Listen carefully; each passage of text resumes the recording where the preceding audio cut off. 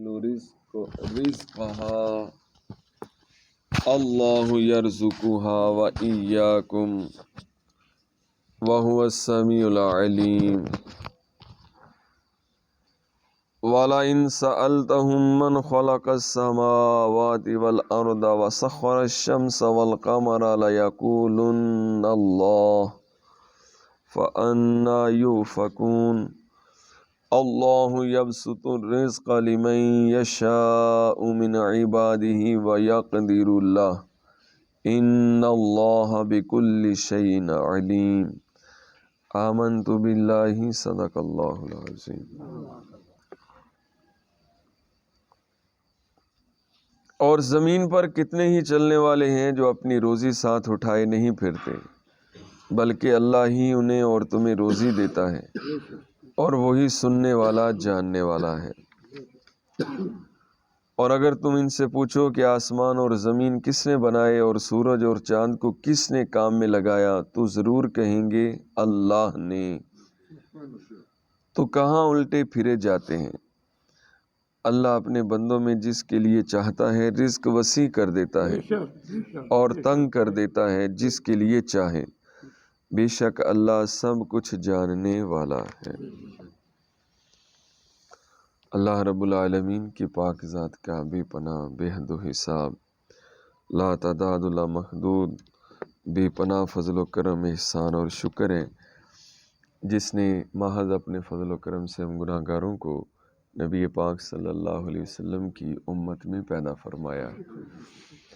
بے حد و حساب لا تعداد لا محدود سلام اور درود ہوں نور والے آقا میلاد والے مصطفیٰ صلی اللہ علیہ وسلم کی ذات پاک پر،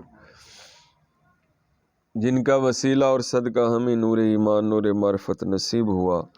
اللہ رب العزت ہمارا نور ایمان نور معرفت سدا قائم دائم فرمائے۔ حمد و صلات کے بعد بے پناہ شکر گزاری ہے اس بے نیاز خالق و مالک کی، جس نے ہمیں پھر نئی زندگی عطا فرمائی ہے، صحت تندرستی عطا فرمائی۔ تندرستی ہزار نعمت ہے، نئی صبح دیکھنا نصیب فرمائی۔ اس نورانی سہانی اور پیاری پیاری صبح کا آغاز اپنے پاک گھر مسجد کی حاضری، سجدہ شکر، نماز فجر، درس قرآن، ذکر خدا و مصطفیٰ صلی اللہ علیہ وسلم سے نصیب کیا ہے۔ اللہ رب العزت ہماری حاضری قبول فرمائے، صدا کے لیے ہم سے راضی ہو جائے، بغیر حساب جنت الفردوس میں داخل کرے۔ ہر صبح اور آخری صبح کا آغاز اس سے بھی بڑھ کر نصیب فرمائے۔ آمین بجاہ النبی الامین صلی اللہ علیہ وسلم۔ صلو علی الحبیب۔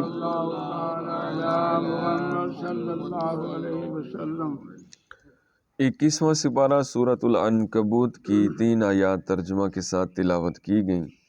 فرمایا وَقَأَيِّن مِّن دَابَّةٍ لَّا تَحْمِلُ رِزْقَهَا، اور زمین پر کتنے ہی چلنے والے ہیں جو اپنی روزی نہیں اٹھائے پھرتے۔ اس آیت کا شان نزول کیا ہے، آئیے ملاحظہ کرتے ہیں۔ مکہ مکرمہ میں ایمان والوں کو مشرکین دن رات طرح طرح کی سزائیں ایذائیں دیتے رہتے تھے۔ تاجدار رسالت صلی اللہ علیہ وسلم نے ان سے مدینہ طیبہ کی طرف ہجرت کرنے کو فرمایا، تو ان میں سے بعض نے عرض کی ہم مدینہ شریف کیسے جائیں، نہ وہاں ہمارا گھر ہے نہ مال، وہاں ہمیں کون کھلائے گا اور کون پلائے گا۔ اس پر یہ آیت کریمہ نازل ہوئی اور ارشاد فرمایا کہ بہت سے جاندار ایسے ہیں جو اپنی روزی ساتھ نہیں رکھتے، اور نہ ہی وہ اگلے دن کے لیے کوئی ذخیرہ جمع کرتے ہیں، جیسا کہ چوپائے اور پرندے۔ اللہ تعالیٰ انہیں اور تمہیں روزی دیتا ہے، لہٰذا تم جہاں بھی ہوگے وہی تمہیں روزی دے گا، تو پھر یہ کیوں پوچھ رہے ہو کہ ہمیں کون کھلائے اور پلائے گا۔ ساری مخلوق کو روزی دینے والا اللہ ہے، کمزور اور طاقتور، مقیم اور مسافر، سب کو وہی رزق دیتا ہے، اور وہی تمہارے اقوال کو سننے والا اور تمہارے دلوں کی باتوں کو جاننے والا ہے۔ اس سے معلوم ہوا کہ اللہ تعالیٰ اور اس کے حبیب صلی اللہ علیہ وسلم کی اطاعت کے معاملے میں خاص طور پر اپنے رزق کی فکر نہیں کرنی چاہیے، بلکہ ساری مخلوق کو رزق سے نوازنے والے رب تعالیٰ پر بھروسہ رکھنا چاہیے۔ وہی حقیقی طور پر رزق دینے والا ہے اور وہ ہر جگہ اپنی مخلوق کو رزق دینے پر قدرت رکھتا ہے۔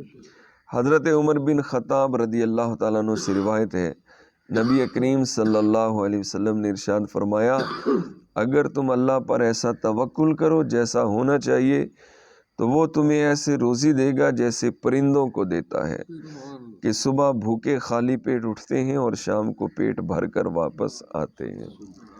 سبحان اللہ۔ ہمارے معاشرے میں یہ صورتحال انتہائی افسوسناک ہے کہ کچھ لوگ اللہ تعالیٰ اور اس کے حبیب صلی اللہ علیہ وسلم کی اطاعت کرتے ہوئے دین کے احکام پر عمل کرنا شروع کرتے ہیں تو کچھ لوگ اپنی شفقت اور نصیحت کے دریا بہانے شروع کر دیتے ہیں، اور اپنی شفقت اور نصیحت کے دریا بہاتے ہوئے انہیں سمجھانا شروع کر دیتے ہیں کہ بیٹا اگر تم نمازی اور پرہیزگار مسیتڑ بن گئے اور داڑھی رکھ لی تو کمائی کس طرح کرو گے، اور کماؤ گے نہیں تو اپنا اور بیوی بچوں کا پیٹ کس طرح پالو گے، تمہیں رشتہ کون دے گا۔ اسی طرح اگر تم دنیاوی علوم چھوڑ کر دین کا علم سیکھنے لگ جاؤ گے، ملا بنو گے تو بھوکے مرو گے، اور تم ہی لوگوں کے دیے ہوئے صدقات و خیرات پر گزارا کرنا پڑے گا۔ اے کاش یہ لوگ اتنی بات سمجھ سکتے کہ حقیقی طور پر رزق دینے والا کوئی نہیں، صرف اللہ ہے، اور وہ مخلوق پر اتنا مہربان ہے کہ اپنی نافرمانی کرنے والوں کو بھی رزق سے محروم نہیں کرتا، بلکہ انہیں بھی کثیر رزق عطا فرماتا ہے۔ تو جو شخص اللہ تعالیٰ کی اطاعت و فرما برداری کرے گا، اس پر اللہ تعالیٰ اپنے رزق کے دروازے کیسے بند کر دے گا؟ ہاں، اگر رزق میں تنگی کر کے اس کی آزمائش کرنا مقصود ہو تو یہ دوسری بات ہے، لیکن اللہ تعالیٰ اور اس کے حبیب صلی اللہ علیہ وسلم کی اطاعت اور فرما برداری رزق کی بندش کا سبب ہرگز نہیں، بلکہ رزق ملنے کا عظیم ذریعہ ہے۔ نائی حضرات کو اگر کہا جائے نا کہ یہ کام چھوڑ دو، گناہ ہے، یہ روزی حرام ہے، تو وہ کہتے ہیں پھر دیکھو نا جی، پھر کتوں کھائیے؟ تو اللہ رسول کی اطاعت کے معاملے میں توکل اللہ پر ہونا چاہیے کہ اگر میں اللہ رسول کی اطاعت کروں گا تو اللہ تعالیٰ رزق دے گا۔ میاں شیر محمد صاحب شرک پوری رحمۃ اللہ علیہ، ایک شخص آپ کا مرید ہوا تو اس نے عرض کی کہ میں حجام ہوں، شیو کرتا ہوں لوگوں کی۔ آپ نے فرمایا یہ کام چھوڑ دو۔ اس نے کہا ٹھیک ہے، کیا کیا کروں؟ تو آپ نے یہ گلاب جامن کا نام اس اپنی زبان میں فرمایا گلیلے بنایا کرو، گلاب جامن بنایا کرو۔ اس نے وہ بنانے شروع کر دیا، اب اس کی نسلیں بھی کھا رہی ہیں، اور اتنا کھا رہی ہیں کہ اللہ ہی جانتا ہے کتنا کھا رہی ہیں۔ ان کو اللہ تعالیٰ نے رزق دیا۔ اسی طرح دین کی طرف آنے پر بعض دفعہ شیطان بھی ڈراتا ہے، اور لوگ بھی دین کی طرف آنے والے کو بہت زیادہ ڈراتے ہیں کہ دین کی طرف آؤ گے پھر کھاؤ گے کہاں، رشتہ کیسے ملے گا؟ آپ نے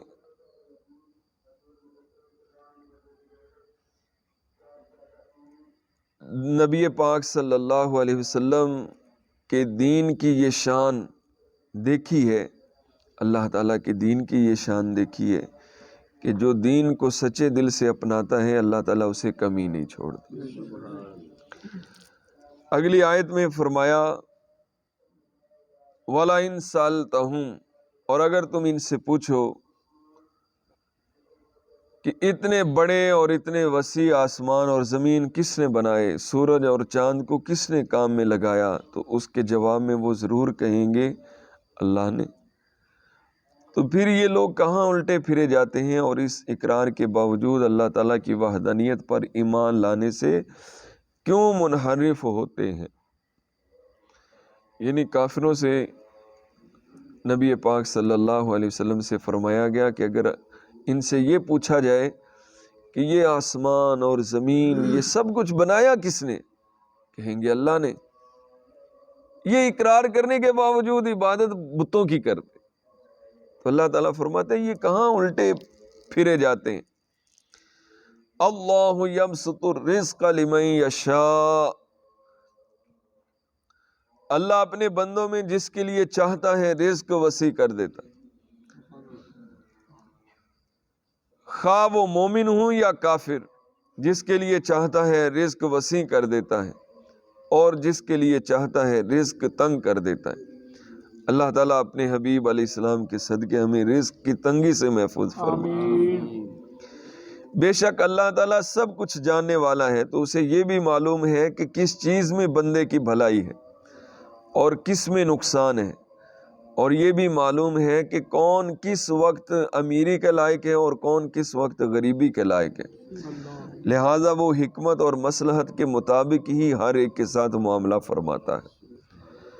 لہٰذا آپ نے دیکھا ہوگا کہیں پہلی عمر میں غریب ہوتے ہیں، آخر عمر میں بڑے مالدار ہو جاتے ہیں، کہیں آخر پہلی عمر میں بڑے مالدار ہوتے ہیں، آخر عمر میں وہ کنگال ہو جاتے ہیں، کئی ہیرو سے زیرو ہو جاتے ہیں، کہیں زیرو سے ہیرو ہو جاتے ہیں، کہیں لکھ سے کنک اور کہیں کک سے لکھ، اور کئی ساری عمر غربت میں گزارتے، کئی ساری عمر بادشاہی میں گزارتے۔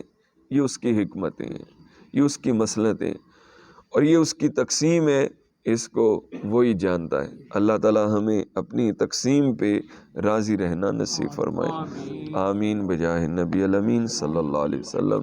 صلاۃ والسلام علیک یا رسول اللہ وعلی آلک وصحبک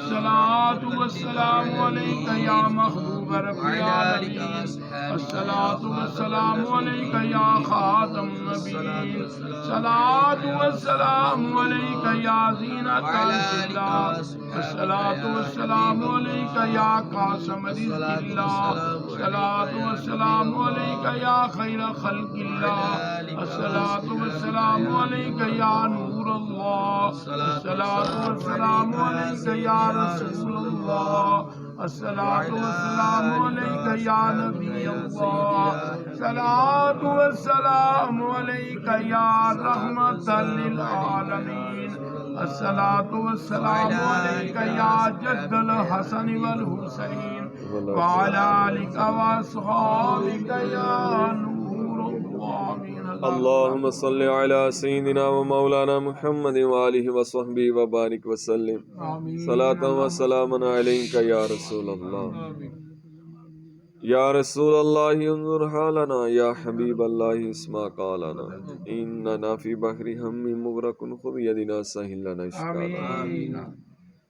اے مولا کریم اپنے پیارے حبیب صلی اللہ علیہ وسلم کا وسیلہ اور صدقہ ہمیں نماز فجر قبول فرما، آمین۔